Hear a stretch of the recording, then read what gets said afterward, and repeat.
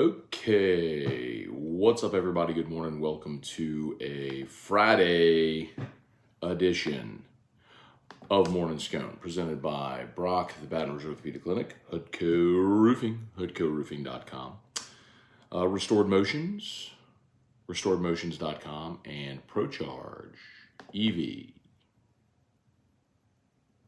ProChargeEV.com. All right, y'all. Hope everyone is having an awesome start to your day.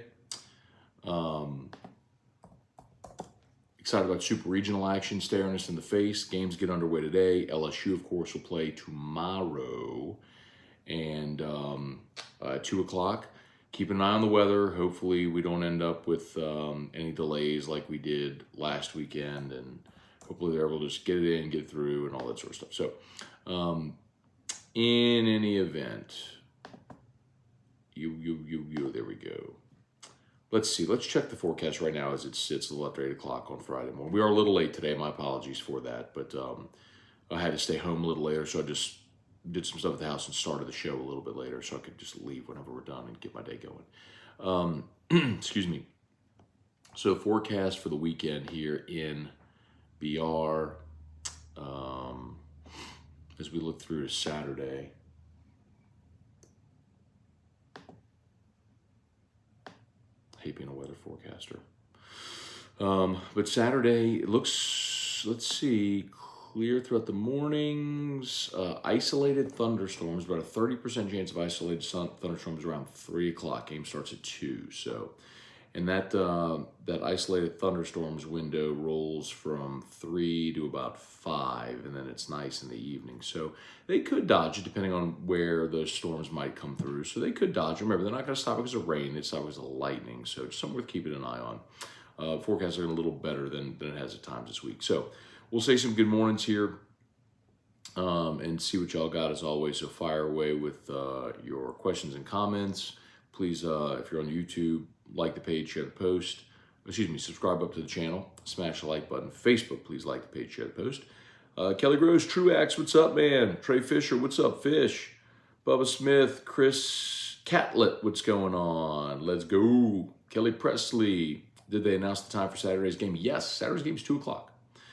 Saturday's game is at 2 o'clock. Tom Hart, Ben McDonald on the call. Looking forward to that.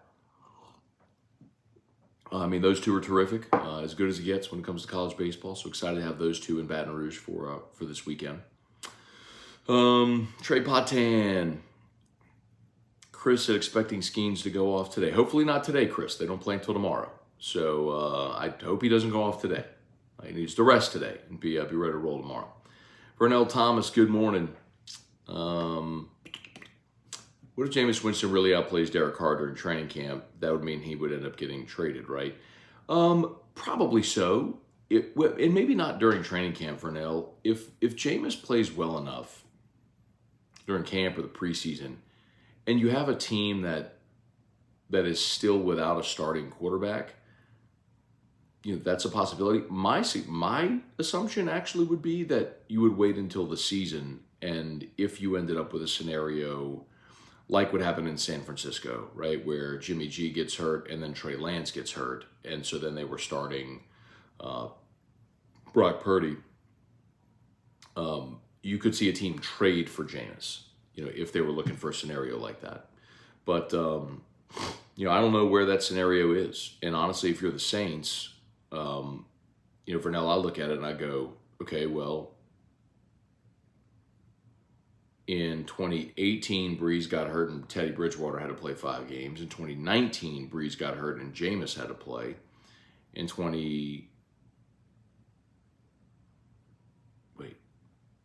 Teddy was in 18. Who was 19? Who am I thinking of? Who played in 19? Wait, the years are running together. Anyway, COVID year, Breeze played. Jameis was his backup. 21, Jameis was the starter. He got hurt, and we ended up seeing 4 quarterbacks that year. Trevor Siemian ended up playing. Last year, Jameis gets hurt. Andy Dalton ends up playing. You see my point? Like, there's no reason to think. I think you have to prepare for the. Okay, Teddy was in 2019 as well. Okay, Teddy was in 18 and 19. That's what it was. And then in 2020, oh, that's right, it was Taysom. Of course, that's right, it was Taysom. So Drew got hurt in 2020, and Jameis came in the game that Drew got hurt, and then Taysom ended up playing. So yeah. So my point is, every year since 2018, your starter's been hurt, and you've had to play your backup. So I don't want to get rid of Jameis as my backup, because if Carr gets hurt, I need a backup. Bart St. Germain, what's going on? Yeah. By the way, no time yet on Saturday or Sunday's game, or excuse me, on Sunday or Monday's game. We know Saturday is 2:00, but they haven't given the full schedule because they're waiting to do that for TV. So not yet for the Sunday or Monday, if necessary, game. Trivia Carter, Caleb, what's going on? Trivia said thoughts on Colorado and Arizona going to the Big 12. Well, I have a couple of thoughts on it, and it's less to do with Colorado or Arizona going to the Big 12. It's more impressive that the Big 12 has found a way to survive. Because if you remember, like, think about, they've had three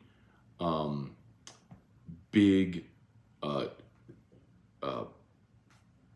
exoduses. In the first round of realignment 12 years ago, whatever it was, Colorado and Nebraska left. Remember, Colorado went to the Pac-12, Nebraska went to the Big 10. And they stayed pat at 10 schools. The next round of realignment was when Texas A&M and Missouri came to the SEC. Well, at that point, the Big 12 added TCU and West Virginia to get back to get to 10. So that the Big 12 is operated with 10 schools. Well, then Texas and Oklahoma leave, and so now they're back to 8. Well, now they've added 4, right, with Houston, Cincinnati, BYU, Central Florida. So I actually respect tremendously. Now it looks like they're going to, like, they were very proactive, right, in re-signing and renewing their media rights deal, even though they had another year on the deal. They renewed it to push theirs across the finish line before the Pac-12 did. And look at what's happened. The Pac-12 lost USC, UCLA. And now, because the Big 12 already has their new media rights deal, they're a more stable entity than the Pac-12. And so if Colorado and Arizona elect to jump to the Big 12, Arizona State and Utah likely follow, and Washington and Oregon likely follow USC, UCLA to the Big 10, and so the Pac-12 is what disintegrates. The Pac-12 goes away. So more than anything, I would say the most impressive part is the way that it looks like it's going to shake out is the Big 12 survives and the Pac-12 doesn't, and that's amazing because the Big 12 a dozen years ago looked like it was going to die. Because if you remember a dozen years ago, Texas and Oklahoma were considering going to the Pac-12. And if that had happened, then the Big 12 would have been toast a decade ago. But the Big 12 schools decided to sign a grant and rights that gave a greater rev share to Texas and Oklahoma at that time 12 years ago, and allowed them to continue to exist. And no league has been more battered than they over the rounds of realignment, and they've continued to make solid moves to continue existing, to survive. And it looks like they're going to be the one that makes it, and the Pac-12 isn't. That's the thing that I think is most interesting. Jeff McKithen, morning from Orange Beach. All right, man, glad you made it safely. Hope you and your fam have a great time. Zachary Snyder, Larry Garner, Damon Gilmore, Weston Weaver, Brian Wynn. Good morning. Cliff Nelson, what's going on? Don Juan tomorrow. Yes, sir. Yes, sir. I look forward to seeing you there, man. Don Juan, games at 2 o'clock. T-Bob and I will be there to watch the game, and then obviously for post-game as well for whiskey and wine. So if you can come join us at Don Juan, please do, to watch the game or to hang out for whiskey and wine. If you can't join us for the game or at Don Juan, make sure you're watching Whiskey and Wine. As soon as the game goes final, boom, T-Bob and I will be live from Don Juan Cigar Bar. Ronnie Duga, good morning. Brock sent me to traction for my upper humerus. PT Cool Play started yesterday. Great to hear it, Ronnie. Hope you're on the mend. That's great. And remember, you get to choose your physical therapist. Your doctor can recommend, but Traction is a great sponsor of ours on AFR, and not only Traction Sports Performance, but also Traction PT. When I had my meniscus surgery, I rehabbed at Traction. So like the same, therapists that are rehabbing all the professional athletes that come through there are the same ones that rehab you for whatever injury you may have. For me, if it, my meniscus injury, or if it's someone trying to get back and play golf on the weekends, or ancient athletes, or you like to run or jog or swim, whatever it may be. Traction Physical Therapy. Shout out, Brock. Jesse Brown. Let's see. Randall Offred. Morning, Matt. Do you think Kentucky's coach will really forfeit game one by not throwing his ace against Skeens? So Randall, here's the interesting thing I think you have to remember is Kentucky doesn't necessarily have an ace to go against Skeens. It's not like I'm trying to think of a good example. It's not like Arkansas, where they have Hagen Smith, and it's like, okay, Hagen Smith is just very clearly their best pitcher. He is a Friday night ace in the SEC, all that sort of stuff. I don't know what direction Nick Mingione's going to go as the Kentucky coach. So Zach Lee has, I would say, emerged as their best pitcher. Zach Lee pitched out of the bullpen against LSU 2 months ago. Lee's got a 3.74 ERA. He has made 14 starts. His only appearance out of the bullpen this year was that appearance against LSU, but even still, he wasn't their frontline starter guy. He's done 67 innings, 67 and a third innings pitched, I should say. Be specific. I don't know why this isn't working. Here we go. He's got a 237 batting average against. He's walked 27 and has 73 strikeouts. So Zach Lee is probably a candidate to start tomorrow. I would probably assume he's the guy that starts tomorrow in game one. But again, Mingione hasn't announced that yet. Travis Smith has a dozen starts. Tyler Bosma has 13 starts. Bosma did start game 3 against LSU the first round, but he hasn't been starting of late. So you kind of get the point here. There isn't really a great option that they have. Those 3 guys have kind of been the rotation, but when you look at the series against LSU, the first go round, it was, here you go. They started, pulling up the box score real quick. In game 1, they started Logan Martin. At the time, Darren Williams was kind of the guy, but Williams came out of the pen. So Logan Martin started, went an inning and a third in the first game. In the second game, they started, there you go, they started Logan Martin. No, that was the first game. Why did they pull the same box score twice? Sorry. Why do they keep pulling the same box score? Dag nabbit. Did they just say the same box score 3 times? Okay, then Bosma was the game 3 guy. And that's where we saw Zach Lee, who went an inning and a third. He gave up 3 runs on 4 hits. LSU crushed him. Anyway, point being, none of the guys that started then are likely to start this weekend. Maybe Bosma gets a start, but look at what they did the final weekend of the season. They've basically just had a little bit of a shift. Long way of answering your question. I don't know that I have. It wouldn't surprise me tremendously if they held Zach Lee for game 2. If they felt he's their best option. But again, in postseason action, I don't know that you really have that luxury.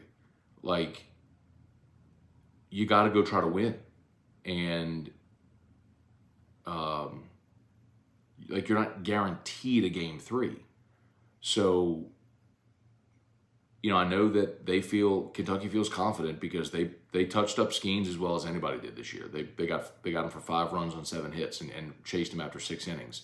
And I remember tweeting at the time that I thought Kentucky's approach was probably the best one against Skeens, where maybe the best approach is make him work, drive up his pitch count, and get him out of the game, and make LSU's bullpen get 9 or 12 outs against you. And LSU run ruled him that day because Kentucky's pitching was atrocious, and LSU scored all weekend. And they should be able to do that here today as well. So, anyway, Earl said, Matt, I'm here in 2 p.m. tomorrow and 3 p.m. What you're hearing is if you're watching the national broadcast, they're saying 3 o'clock because they always do it on the Eastern time zone. So it's 2 Central. It's 3 Eastern, 2 Central tomorrow.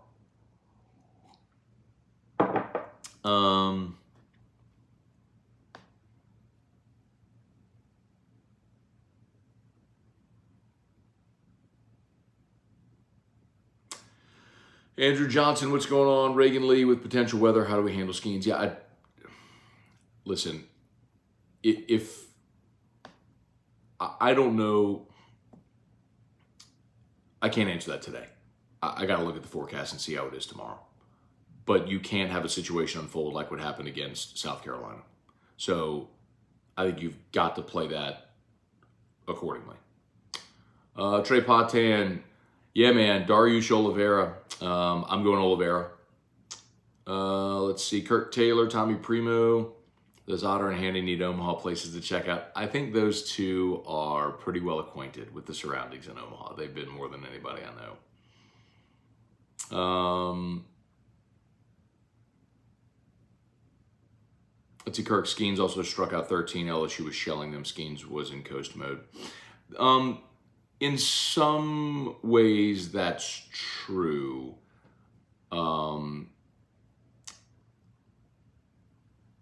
But they did drive up his pitch count. Like, that's also undeniable. Like, and they got him out of the game after 6 innings. And he threw 111 pitches. So,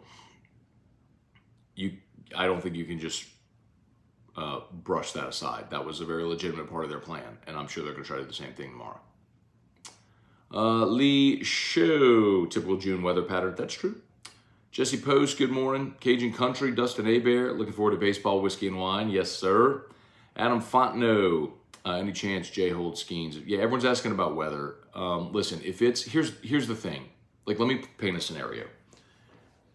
If it's raining,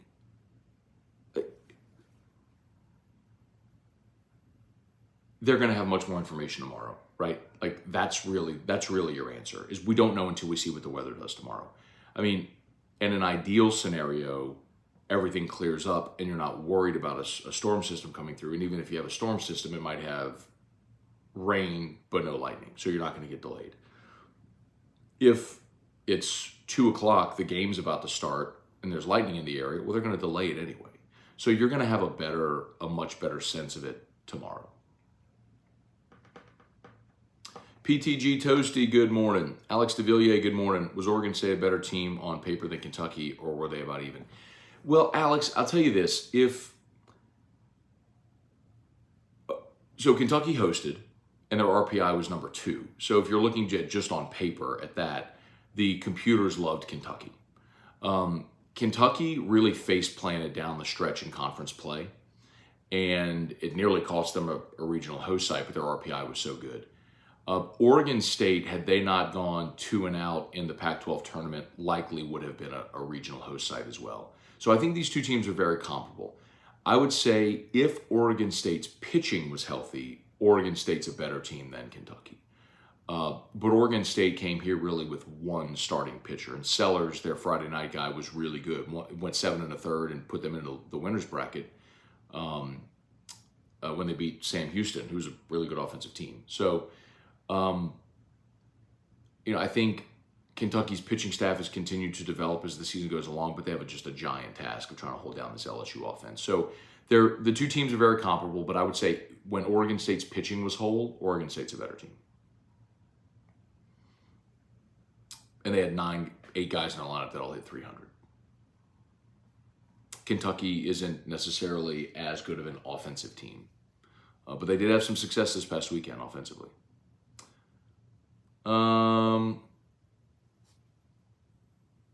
Barry Jocelyn, what's going on? Jason H. Kyle Milliken, what's going on? Maybe they'll start Trey Morgan to catcher for the Supers. Dalton Barnett, good morning. With all the add-ons to the running back core, is the staff expecting John Emery to be unavailable? I think it's fair to say that that's TBD at this point. I don't think you'd keep adding backs there if you were definitively certain that Emery would be back. The flip side of it, too, is, Dalton, if John Emery weren't available, I think, or weren't going to be available, I think he would have gone pro. So that's sort of the perplexing part of the whole thing.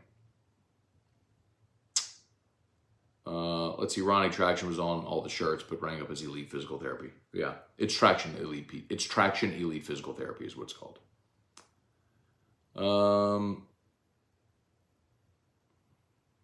Austin Kidder, good morning. Thanks for starting later today so I can tune in live from the West Coast. You got it, man.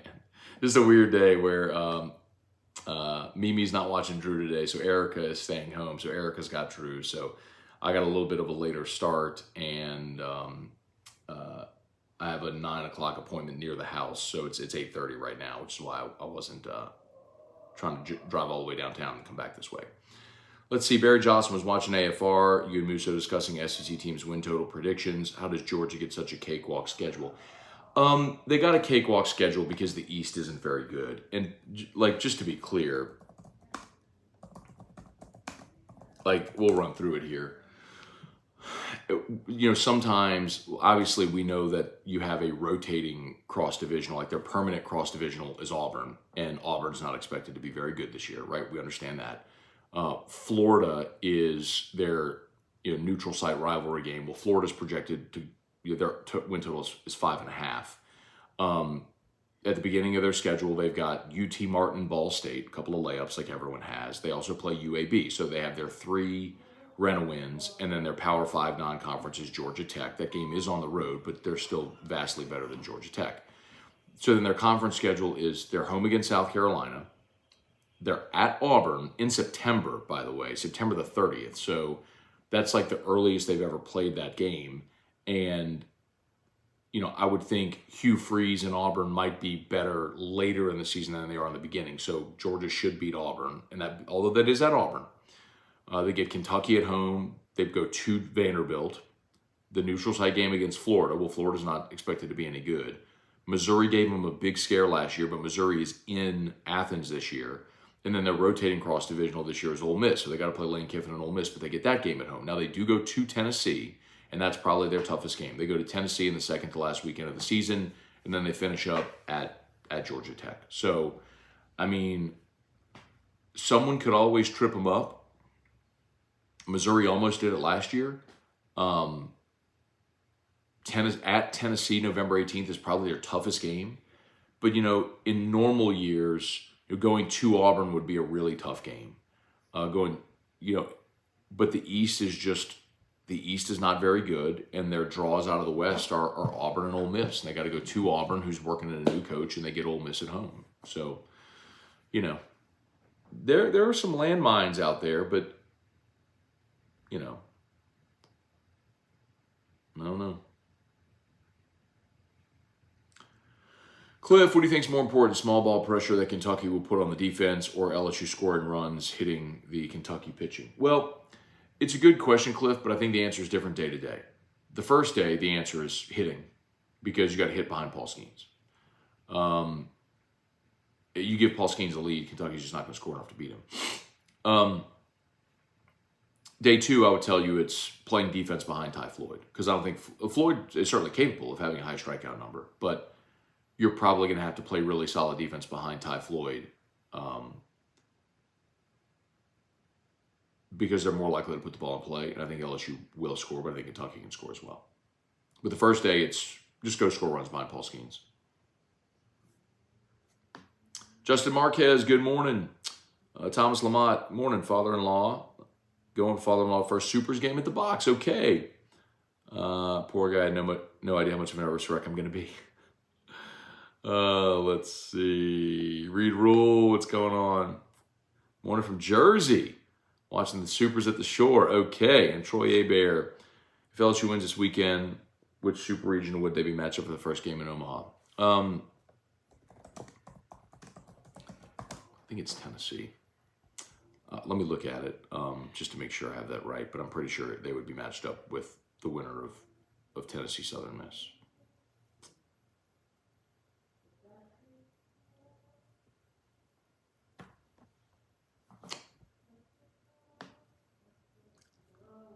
Here it is.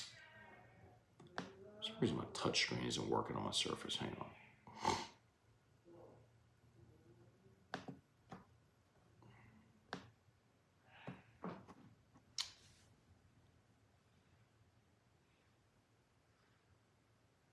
Yes, the LSU Kentucky winner will play the winner of Southern Miss Tennessee in the first game in Omaha. And the other half of the bracket is Wake against Bama, or the Wake Bama winner and the Texas Stanford winner. So if chalk holds, it would be Wake against Stanford. I'm sorry, Wake against Texas. Forgive me, that would be, if chalk holds, it would be Wake against Texas, LSU against, well, Southern Miss got the regional, but, you know, LSU Tennessee is plausible. And then you got the Florida Coastal winner. The Florida South Carolina winner against the Duke Virginia winner. And then you've got the Oregon Oral Roberts winner against the Indiana State TCU winner. What I will say is this. Whoever advances from LSU side of the bracket should cakewalk in the championship series.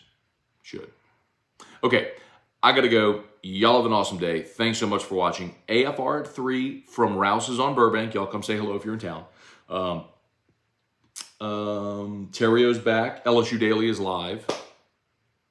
And tomorrow we will be at Don Juan for Whiskey and Wine. Game watch and Whiskey and Wine. We'll see you there. Okay, have an awesome day. Peace.